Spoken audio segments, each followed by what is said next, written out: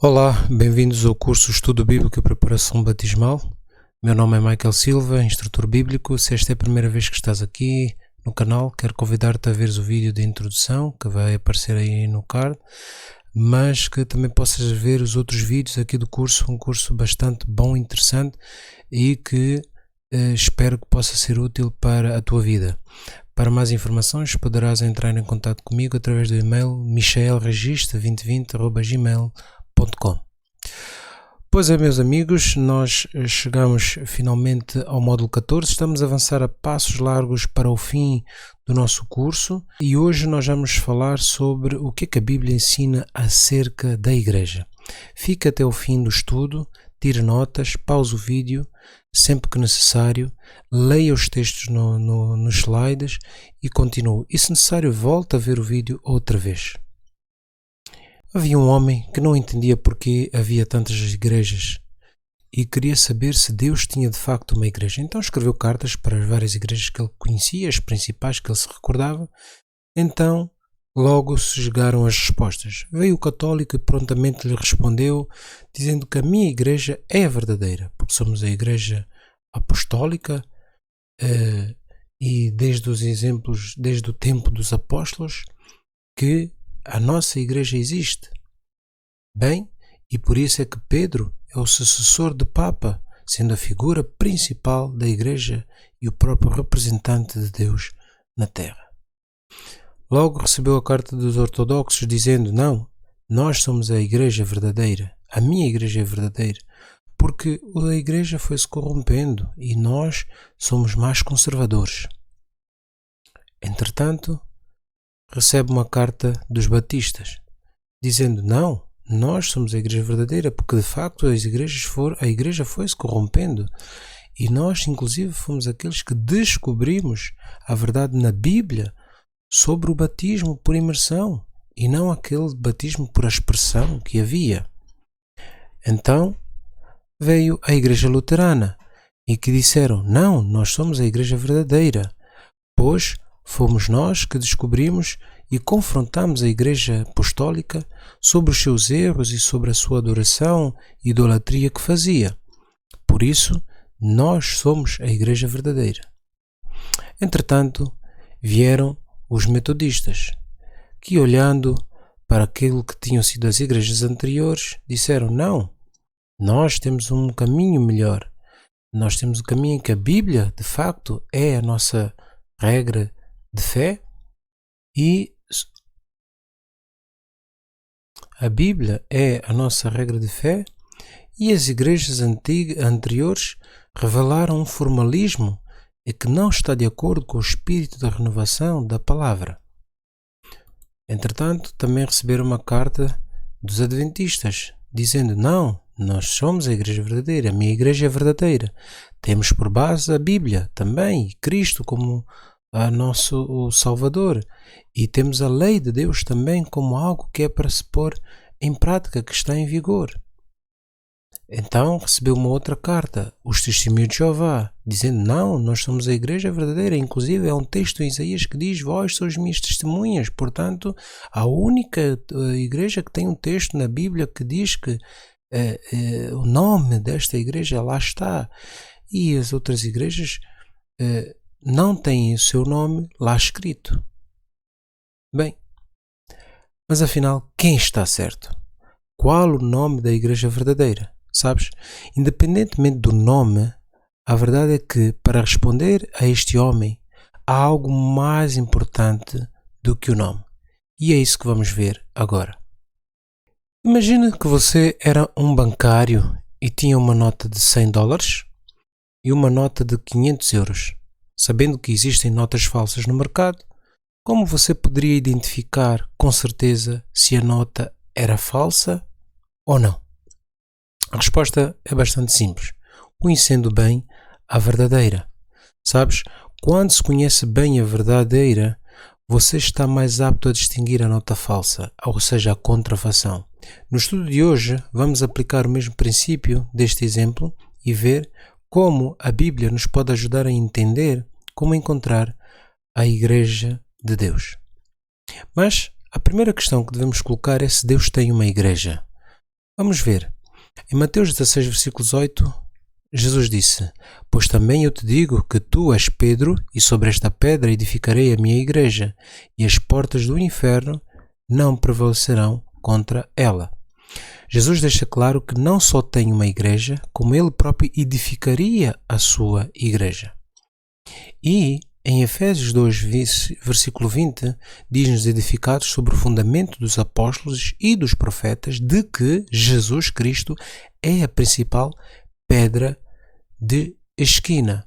Vemos que na igreja de Cristo, Cristo é o fundamento, é a pedra de esquina. Muitos afirmam que Jesus estava a se referir, no texto de Mateus, a Pedro como a pedra, e dizem que o Papa é o sucessor de Pedro, por causa desse texto, e a base e a cabeça da igreja. Mas Jesus, como vimos no texto de Efésios, estava-se a referir a ele mesmo como a pedra de esquina, e não a Pedro. Portanto, respondendo à questão, sim, Deus tem uma igreja. E com esta resposta nós podemos, com certeza, ir agora à procura das características da igreja de Cristo. No entanto, antes de avançarmos, é importante entendermos os 3 tipos de uso da palavra igreja na Bíblia. É muito importante. A palavra igreja aparece para designar, primeiramente, um espaço físico, um edifício, templo ou sinagoga, e poderás encontrar isso em 1 Coríntios, capítulo 11, versículo 18. O segundo, ela pode designar um grupo de pessoas da mesma fé reunida no lugar, ainda que não seja o espaço de culto reservado ao culto como um templo. Podemos ver isso em Romanos, capítulo 16, versículo 5. A terceira aplicação que podemos encontrar é a referência a uma organização formal e civilmente com um conjunto de crenças e sistemas de ensinos para promover a sua fé e missão. Podemos encontrar o exemplo em 1 Timóteo, capítulo 3, versículo 5. No exemplo que vimos inicialmente, quando cada uma daquelas figuras dizia que a sua igreja era verdadeira, na pergunta daquele homem, estavam a se referir a este último uso da palavra igreja, a uma entidade organizada com uma estrutura e sistema de ensino de doutrinas e práticas com vista à divulgação e conservação das suas crenças, fé e missão. Mantenha isto em mente, pois será crucial para entender o estudo de hoje. Outra noção importante a ter em conta é que a Igreja de Deus tem povo de Deus, mas nem todo o povo de Deus está na Igreja de Deus. Vou repetir, a Igreja de Deus tem povo de Deus, mas nem todo o povo de Deus está na Igreja de Deus. Você entenderá melhor esta frase recordando o slide anterior, onde se falava da Igreja como organização e instituição. Vamos provar isto pela Bíblia com as palavras do próprio Senhor Jesus. Em João capítulo 4, versículo 22, ele disse: Vós adorais o que não sabeis, nós adoramos o que sabemos, porque a salvação vem dos judeus. Aqui vemos Jesus afirmar claramente que no seu tempo, o povo judeu como entidade, nação organizada e reconhecida, apesar de algumas correções que Jesus tinha vindo para fazer, o sistema de ensino e crenças que faziam deste povo um povo peculiar, faziam com que ele ainda fosse a Igreja de Deus, ao ponto de Jesus afirmar que a salvação vinha pelos judeus, afinal ele próprio era judeu. Mas, no entanto, em João capítulo 10, versículo 16, Jesus disse: Ainda tenho outras ovelhas que não são deste aprisco. Também me convém agregar estas, e elas ouvirão a minha voz, e haverá um rebanho e um pastor. Ou seja, Cristo tem outras ovelhas que não eram daquele aprisco e que ele pretendia juntar num só rebanho. Por isso, ele disse em João 10, versículo 27, As minhas ovelhas ouvem a minha voz e eu conheço-as e elas me seguem. Lembra-se de nos módulos anteriores ter-lhe perguntado se você era a ovelha do Senhor? Pois é, Jesus te conhece e espera que tu ouças a sua voz e o sigas, se fores a ovelha do Senhor. No final da história deste mundo, Deus terá um povo ou ovelhas suas num sistema religioso com ensinos falsos ou adulterados do verdadeiro, e está profetizado um apelo de Deus vindo do céu para que o seu povo saia do sistema de ensino e não seja cúmplice dos pecados destas organizações. Nós podemos ler isso em Apocalipse 18, versículo 4, que diz: E ouvi outra voz do céu que dizia: Sai dela, povo meu, para que não sejas participantes dos seus pecados e para que não incorras nas suas pragas. E poderás estar-te a perguntar: mas como assim ser cúmplice? Eu darei apenas 2 exemplos: suporte financeiro e talentos. Depois de teres o conhecimento da verdade através da Bíblia sobre um determinado tema, você, ao suportar financeiramente uma ação, um invento desse sistema religioso, em que essa ação ensina algo contrário àquilo que você aprendeu ser correto na Sagrada Escritura, que é pela produção de literatura, folhetos que vão ensinar o erro, propagar o erro, que não está de acordo com a Bíblia, você estará a ser cúmplice com esse sistema. Okay? O mesmo se aplicará o facto de você estar envolvido na divulgação e distribuição desse tipo. No entanto, falso ressalva que nem todas as obras desses sistemas são más obras. Por exemplo, a construção de um orfanato, de um hospital, é algo em que investir o dinheiro, certamente, é para uma boa ação. Mas temos de pensar no final disso tudo, o que é que nós estamos a fazer. A não ser que estejamos a fazer um apoio direto, nós não conseguimos garantir que aquele donativo, oferta que fizemos, irá ser usado específico para aquele fim que não fere aquilo que eu sei que é a palavra de Deus. E, portanto, poderá estar a ser usado para fins que ferem a palavra de Deus, aquilo que nós aprendemos. Chegará um ponto em que instituições e líderes religiosos, rejeitando os apelos dos seus membros, que pela palavra procuram mostrar o que não está de acordo, ensinos e práticas com as Escrituras, não lhes restará outra solução a não ser seguirem o apelo de Apocalipse 18, sair dela, povo meu, porque estas instituições chegarão a um ponto de não retorno, assim como aconteceu com o povo de Israel. Rejeição completa da verdade de Deus e da voz do Cordeiro. Sendo que alguns poderão até ser excluídos antes mesmo de pensarem eles tomar essa decisão. Isto aconteceu no passado. Na Bíblia, um outro símbolo que encontramos para representar a Igreja como entidade organizada e com um sistema de ensino e crenças é o símbolo de mulher, ou é o símbolo da mulher, sendo que quando a instituição Igreja é fiel aos mandamentos de Deus, ela é apresentada como mulher virgem, pura, com vestes brancas. Temos o exemplo de 2 Coríntios, capítulo 11, versículo 2, que nos diz que: porque estou zeloso de vós, com zelo de Deus, porque vos tenho preparado para vos apresentar como uma virgem para um marido, a saber, a Cristo.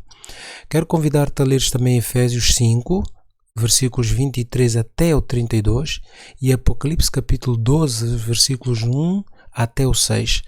Pausa o vídeo, vai ler, porque é muito importante e, devido ao tempo, não posso ler esses textos aqui todo contigo. E quando a instituição Igreja se desvia e pratica a idolatria, desobedece aos mandamentos e ensina o erro, ela é chamada de mulher impura, meretriz ou prostituta. Podemos encontrar isso em Isaías, capítulo 1, versículo 21. Como se fez prostituta a cidade fiel, ela que estava cheia de retidão. A justiça habitava nela, mas agora homicidas. Vemos aqui o homicídio, a transgressão de um dos mandamentos. Quero também convidar-te a leres Apocalipse capítulo 17, versículo 1 a 6 e versículos 15 e 18. Convido-te a pausares o vídeo e a leres também Ezequiel capítulo 16, versículos 15 a 38, capítulo 23 e versículos 2 até o 21. E depois continuas aqui na apresentação. São textos muito importantes que nos ajudam a entender essa simbologia da mulher como igreja e a mulher pura e a mulher adúltera. Não é? Sabemos que estamos num grande conflito entre Cristo e Satanás. Já estudamos isso no módulo 6. Mas vamos ver como, de forma resumida, a experiência da Igreja de Deus ao longo deste grande conflito. Nós temos primeiro a Igreja no Éden. Em Gênesis 3, versículo 15 diz: "E porém inimizade entre ti e a mulher, entre a tua semente e a sua semente, e esta te ferirá a cabeça e tu lhe ferirás o calcanhar." Para entendermos esse texto, é necessário nós entendermos aqui algumas palavras. Mulher igual a Igreja. Semente da serpente, agentes de Satanás. Semente da mulher, Cristo. Cabeça da serpente, o próprio Satanás. Corpo de Cristo, a própria Igreja. No Jardim do Éden, logo após o pecado, Deus profetizou uma guerra onde a Igreja seria o palco deste conflito, onde Cristo, a semente da Igreja, esmagaria Satanás, mas no entanto Satanás feriria o calcanhar de Cristo. Aqui o texto pode ter duas aplicações, referindo-se à morte de Jesus na cruz, ou então a perseguição que Satanás tem feito à Igreja como corpo de Cristo. E não é à toa que o símbolo da mulher é apropriado para a Igreja. Por senão, vejamos, foi através da mulher no Éden que Satanás introduziu o seu engano da imortalidade da alma, procurou fazer a mulher crer que ela seria como Deus. Hoje vemos muitas igrejas que se sentem como, os seus líderes sentem-se como divindades e autoridades suprema sobre a raça humana e sobre os seus semelhantes, e por isso acho curioso esse facto. Mas, no final, Cristo vai sair vencedor. Quero convidar-te a comparar essa simbologia de Gênesis com também a que está em Apocalipse, capítulo 12, versículo 1 a 6. É exatamente a mesma linguagem, e aí podemos ver claramente e entender Gênesis capítulo 3, versículo 15. Depois temos a Igreja no Velho Testamento, a experiência da Igreja do Velho Testamento, através do povo judeu. Reparem que em Deuteronômio 26, versículos 16 e 19 dizem o seguinte: "Neste dia o Senhor teu Deus te manda cumprir estes estatutos e juízos, guarda-os, pois, e cumpre-os com todo o teu coração e com toda a tua alma.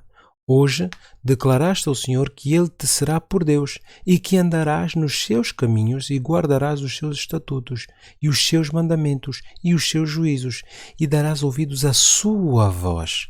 E o Senhor hoje te declarou que tu lhe serás por seu próprio povo, como te tem dito, e que guardarás todos os seus mandamentos, para assim te exaltar sobre todas as nações que criou, para louvar e para louvor e para fama e para glória, e para que sejas um povo santo ao Senhor teu Deus, como tem falado." Reparem que neste texto o povo judeu como nação organizada tinha condições para que pudesse permanecer como igreja e povo de Deus. Tinham de ser fiéis às condições da aliança, que eram serem obedientes aos mandamentos e estatutos de Deus, e confiar no Messias que haveria de vir como verdadeiro Salvador. Infelizmente, apesar de Deus mandar vários profetas para levar a igreja e o povo de Deus, naquela altura os judeus, ao arrependimento, eles rejeitaram e até chegaram a matar profetas. E por fim veio Jesus, a quem rejeitaram e também mataram, e assim foram rejeitados como igreja, ou seja, organizada, reconhecida, povo, entidade guardiã da aliança de Deus, pois rejeitaram os fundamentos da própria igreja, que era o próprio Cristo, como já vimos. E depois temos a Igreja do Novo Testamento. Assim, durante a sua primeira vinda, embora a nação estivesse para ser rejeitada, Deus tinha um povo fiel entre os judeus, e ao escolher os apóstolos dá início à era da Igreja Cristã. Mateus 16, versículo 18: "Pois eu te digo, tu és Pedro, e sobre esta pedra", já vimos Cristo, que era a pedra angular, "edificarei a minha igreja, e as portas do inferno não prevalecerão contra ela." Não prevalecerão. Atos capítulo 2, versículos 46 e 47 diz-nos que: "E perseverando unânimes todos os dias no templo e partindo o pão em casa, comiam juntos com alegria e singeleza de coração, louvando a Deus e caindo na graça de todo o povo. E todos os dias acrescentava o Senhor à igreja aqueles que se haviam de salvar." E este texto de Atos já está-nos a falar depois da ascensão de Cristo depois do Pentecoste, não é? Uma igreja fiel aos mandamentos e ensinamentos de Cristo, tendo Cristo como seu Salvador e Redentor e cheia do poder do Espírito Santo. E, por fim, nós temos a igreja no final dos tempos, que vem até ao nosso período. Em Apocalipse capítulo 12, versículo 17, que diz: E o dragão irou-se contra a mulher e foi fazer guerra ao restante da sua semente, os que guardam os mandamentos de Deus e têm o testemunho de Jesus Cristo. A palavra de Deus profetiza que no final dos tempos, esta mulher, a igreja do Novo Testamento, porque estamos a falar exatamente neste período, é este o enquadramento da mulher que aparece em Apocalipse 12, okay? A igreja dos apóstolos, a igreja que Cristo fundou, seria perseguida por Satanás.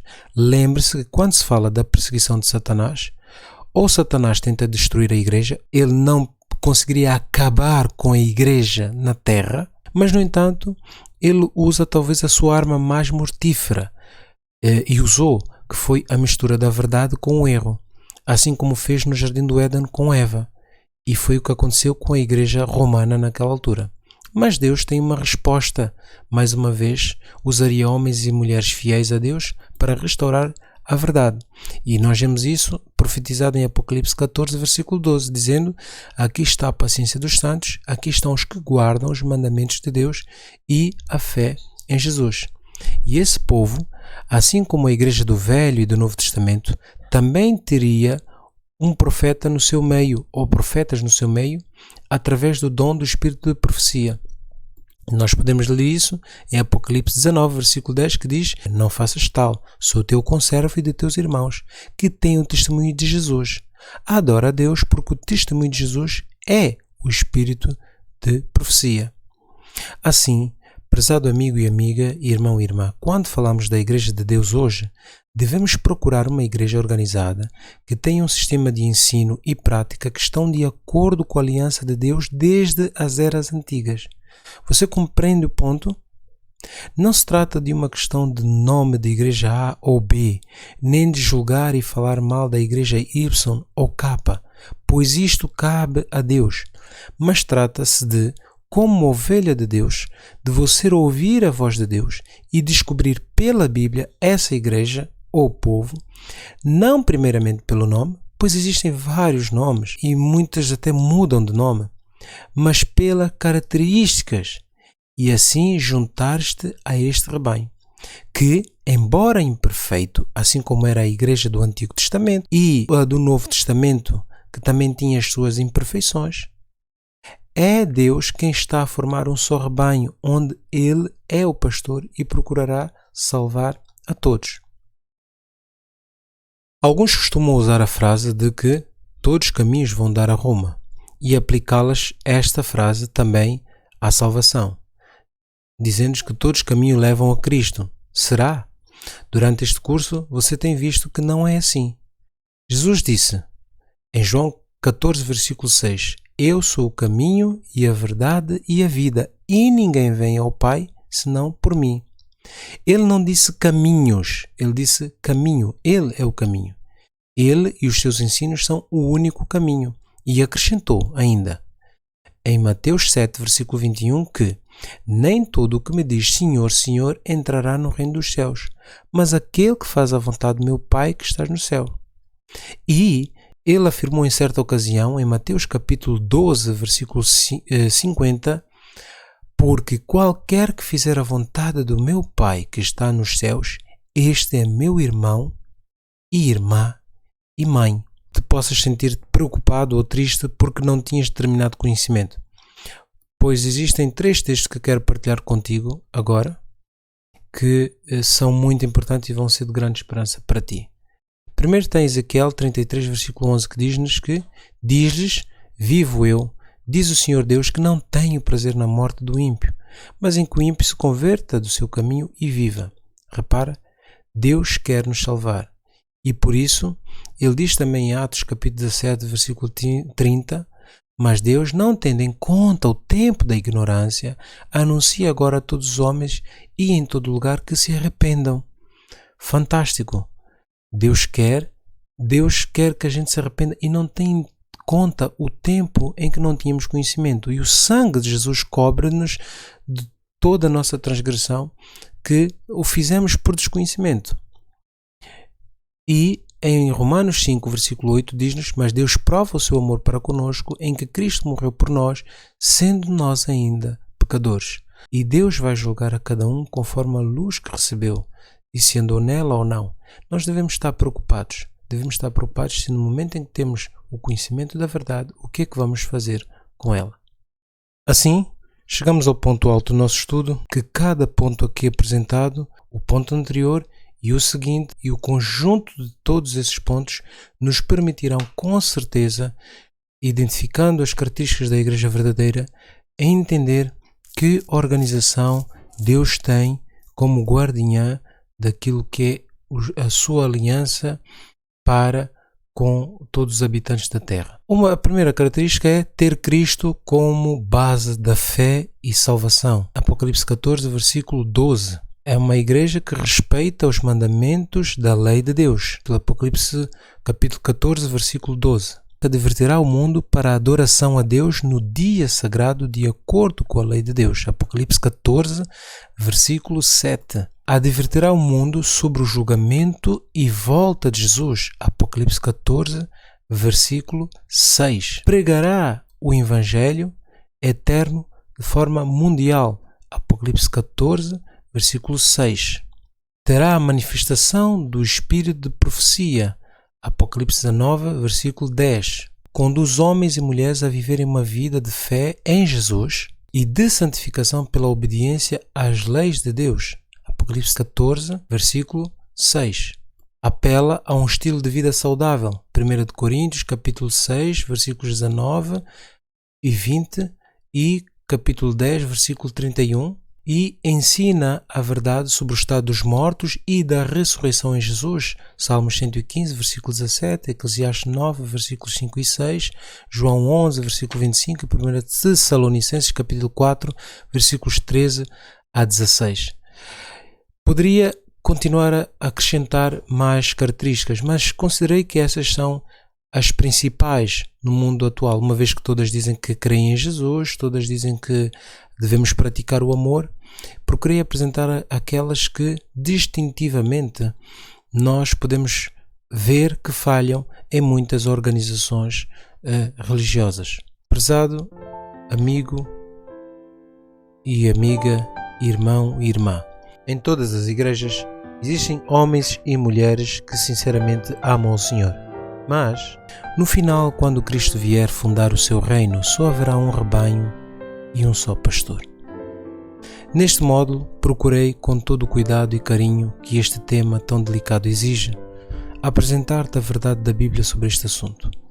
E faço votos que tenhas entendido isso e que percebas que o que apresentei não são palavras minhas, mas que procurei apenas ser um porta-voz da mensagem de Deus para a tua vida. Todos, ainda assim, na sua graça e misericórdia, todos os sistemas religiosos, Deus tem conduzido homens ao seu conhecimento. Mas a luz de Deus é progressiva, assim como Deus procurou ao povo judeu, com a própria revelação de Jesus, trazer mais luz à forma como eles viviam, corrigindo determinados erros que eles tinham nas suas práticas. Assim hoje Deus também está procurando reunir um último povo antes da sua vinda. Ao longo deste curso tens sido confrontado com decisões importantes que tens de tomar, pois a fé sem obras é morta, lembra-se disso. Mas tem de bom ânimo, pois são boas novas de salvação e o Senhor quer que faças parte do seu rebanho. Na Bíblia, a palavra não temas ou a frase não temas aparece pelo menos 57 vezes de que eu contei, quando Deus fala com os homens, e ela também é para ti hoje. Não temas. Se é teu desejo e vontade de seguir a Jesus, ainda que estejas a pensar nas implicações deste estudo ou de outros estudos, eu quero orar por ti para que o Senhor te dê sabedoria para que hajas no seu espírito, pois a Bíblia diz que não deves fazer por força nem por violência, mas pelo seu espírito. E esse é o meu propósito deste curso, trazer-te os ensinamentos que permitam trabalhares com o seu Espírito, não por força nem por violência. Que o Espírito de Deus possa guiar a tua vida e agir na tua vida. Querido Deus e Pai, quero pedir a tua bênção para este irmão, irmã, amigo e amiga que está a fazer este curso e que está a fazer esta aula em particular de hoje. Querido Deus, nós entendemos que não é uma questão de nomes, mas é uma questão de características, de verdade, de ensino. Ensinos esses que nos vão direcionar para o caminho correto, para Cristo e a sua vontade. Também queremos agradecer-te, Senhor, porque apesar da nossa ignorância e que ainda vamos continuar a aprender mais coisas na nossa vida sobre Ti, o sangue de Cristo nos cobre daquilo que somos inocentes e não sabemos. E pedimos-te que, ao termos este conhecimento, Tu nos dês força para não deixarmos a Tua mão, não deixarmos de obedecer, não deixarmos de tomar as decisões que temos de tomar, porque somos Tuas ovelhas e ouvimos a Tua voz. Que este amigo e amiga possa receber a bênção e o poder das Tuas mãos. Em nome de Jesus. Amém. Termino deixando uma promessa em Lucas capítulo 18, versículos 29 e 30, de Jesus para ti. E ele lhes disse: na verdade vos digo, que ninguém há que tenha deixado casa, ou pai, ou irmãos, ou mulher, ou filhos, pelo reino de Deus, que não haja de receber muito mais neste mundo e no mundo por vir a vida eterna. Esta é a promessa de Jesus. Seja qual for a decisão que tenhas de fazer para seguir a sua voz, Ele promete que tu receberás muitas vezes mais, e se não, a vida eterna. Esta é a maior de todas as promessas. No próximo estudo nós iremos falar sobre o dom profético ao longo da Igreja de Deus. Estuda esta carta de amor de Deus para ti e que o Senhor te possa abençoar. Não te esqueças de ativar as notificações, inscrever-te no canal se ainda não o és e, acima de tudo, partilhar. Partilhe estes vídeos, porque assim também estarás a cumprir a ordem de Cristo de divulgar o Evangelho. Para alguma questão que possas ter, entre em contato comigo através do e-mail michelregiste2020@gmail.com. Bons estudos!